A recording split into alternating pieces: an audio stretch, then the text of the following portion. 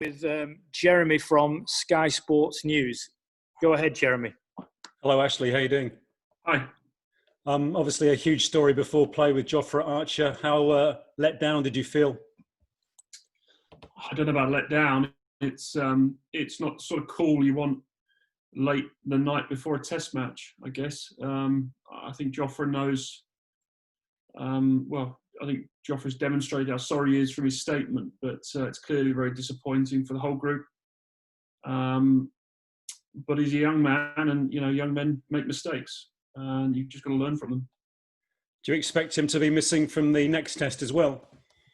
No, look, there'll be a disciplinary process to go through, and that's ongoing. And that's really as much as I want to say on that. It's obviously an employment matter, so I say that's ongoing, and we'll settle that in good time. It's been suggested today that he went to see his girlfriend. If that was true, what would your reaction be? Well, we know Jofra went home, and look, it's not great. Everyone was aware of what we were asking of them and why.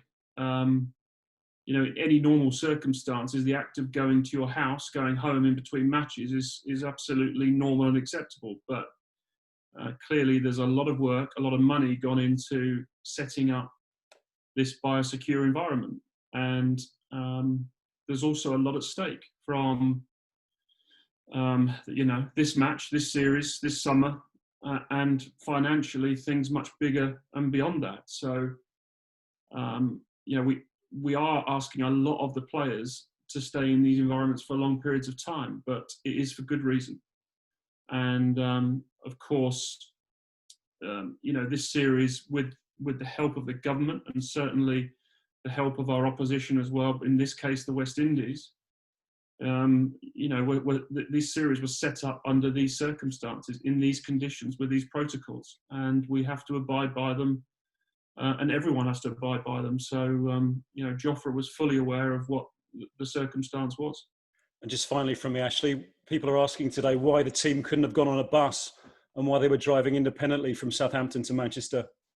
Yeah, look, I get that question, but the advice we took originally was it was probably safer to keep the players away from each other in the case, if there were an infection and you've got everyone on one bus, then you've got a real problem.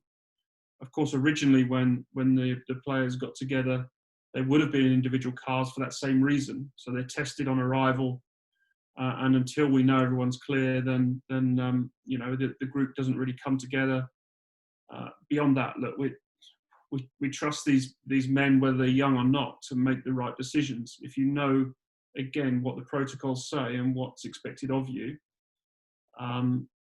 it's a simple choice, and I don't think we can cover every eventuality in or out of the bubble for people making wrong decisions. But again, show me someone who says they've never made a mistake, and I'll show you a liar. It's we've all made mistakes in our lives, and Jofra's a young man, and he will learn from it, and we will support him through it, and he'll move on.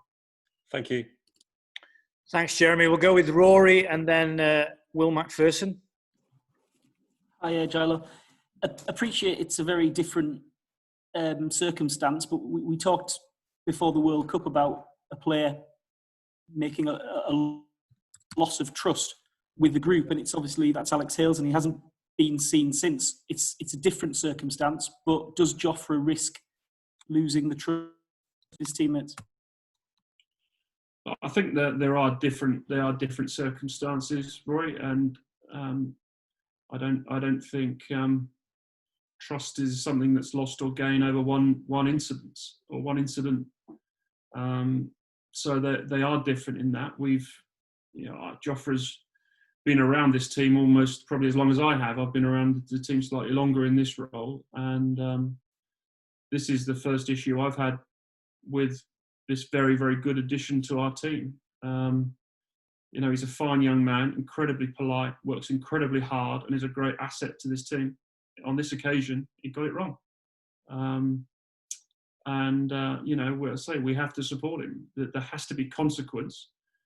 to every action. There always is. And as I mentioned, there will be a process we'll go through, but that balance with support is equally as important in this case. Thank you. Will? Ashley, could you tell us anything about this disciplinary process? Is it one for CDC? Will it be conducted internally by team management? Anything you can offer there? It will be handled internally, yeah. That's as much as I can tell you, really, but it will be handled internally.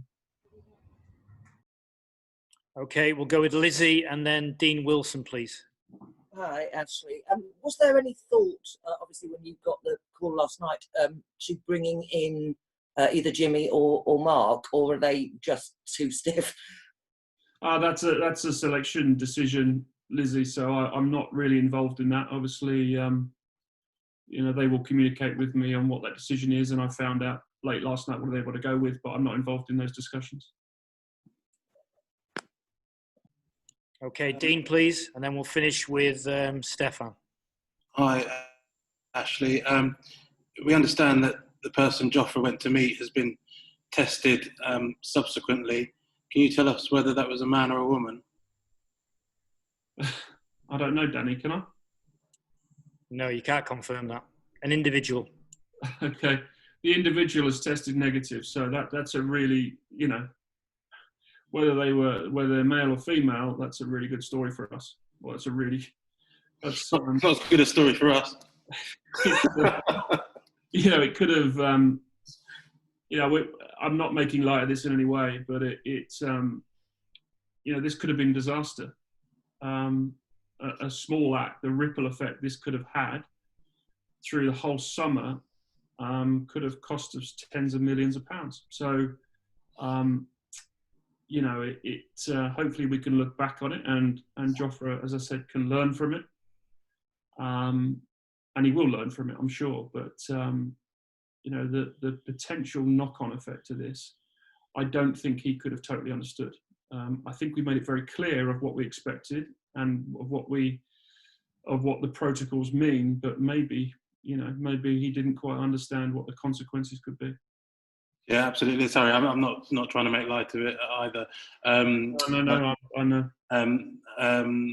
You might have answered this already, but can you just tell us what your immediate reaction was when you found out what had happened and the potential ramifications? Probably that, a long, deep sigh. I've had a lot of calls from Nick Pearce at different times of the day, and one quite so late at night, maybe I'm not sure, but it's not a great call to receive at any time, but and it's not a great call for me to make, I think, when I rang Tom Harrison 2 minutes later. So but it's part of the job. You kick into gear, but certainly I talked about the West Indies. They've done a lot, and huge amount of respect to the West Indies team for coming here and playing this series. And we risk jeopardising all of that with one decision. So that certainly crosses your mind. And when you're responsible for that group, whether or not you could do anything about that decision, you do feel responsible and accountable. And for all the actions of these guys, I respect each and every one of them. We've got a fantastic group of players. As I say, none of us are perfect, but you treat them like your own sometimes, and it's a bit of a broader family, if you like, but you certainly care for each and every one of them. Thank you. Okay, last question, Stefan from the BBC. Thank you. Hi, Ashley. Are you able to tell us how long Jofra was at home for, please? If it was noticed that he turned up in Manchester maybe later than everyone else, and how it came to light that he had been home? I don't think it was a particularly long period of time, and given the distance between Southampton and Manchester, and that players were tested when they left Southampton, or everyone was tested before they left Southampton at different times. So people were in transit at different times throughout the day. whether they took different routes or not, I don't know. But I don't think it would have been that easy. We don't necessarily check everyone out and check everyone in. I think, again, the trust bit is important. Sorry, I've got another call. The trust bit is really important, and we do trust these guys, and generally, we see them out in the middle make really good decisions. Again, this instance, he got it wrong, but he's human. And how you found out? How did it come to light? I got a call, but we found out as a group. Jofra had informed one of the members of management, and that member of management passed it on. It was the right thing to do, escalated quite quickly from there, I guess. Okay, thank you, everyone. Thanks, Ashley. Appreciate that. Okay. Yeah, catch you soon. Thanks, guys. You take care.